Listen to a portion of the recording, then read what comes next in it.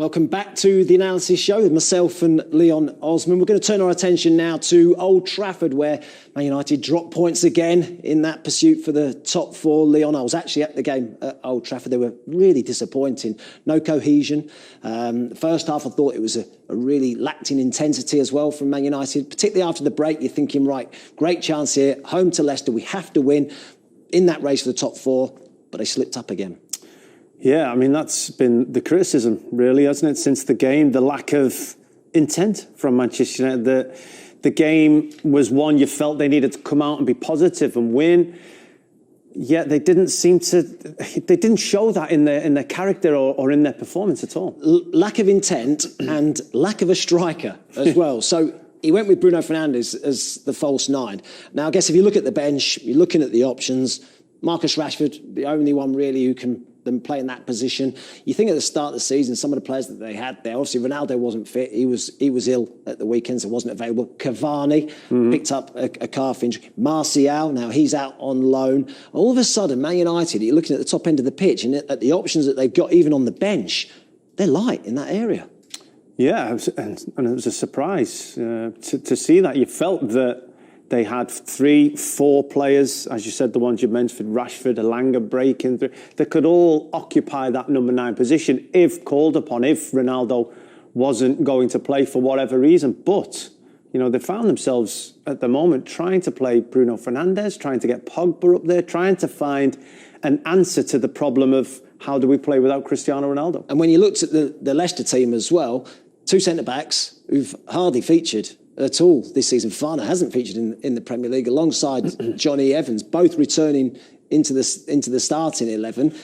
Yeah, Justin hasn't played much football either. Castanha's been out for periods. So, you know, to have been as organised as they looked and to positionally be as clever and adept as they were was quite impressive from Leicester. Let's have a look at some of the clips then of United without a striker. Obviously, Bruno Fernandes was playing in that position. We've seen it happen a lot. We've seen a lot of teams play this role of false 9, which is fine, and it's worked well for a number of teams. But I think when you play a false 9, if the number 9 drops into areas where he's not up against the 2 centre-backs, someone else has to fill that position. Yeah. Didn't happen really, did it, for United? No, it didn't. I think this is Bruno Fernandes here. We're pointing him out. Yes, I think Paul Pogba at that moment is in that position. He was the only one, actually, that tried to do that. Yeah, he was the one who thought about trying to be in those positions. He was actually thinking about running in behind, to be fair to Paul Pogba. You've just seen him make that run.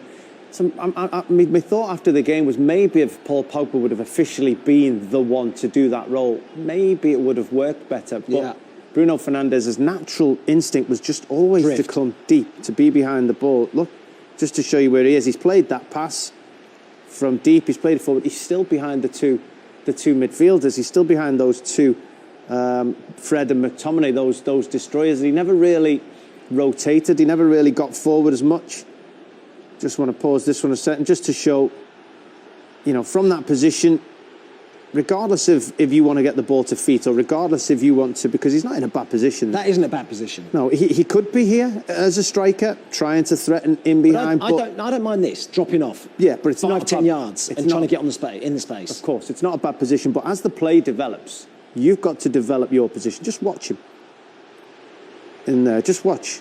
I won't need to move that highlighter. The game's going on. I won't need to move it because he didn't actually move from that position. Now he's moaning and complaining. But as that game developed, you've got to move it.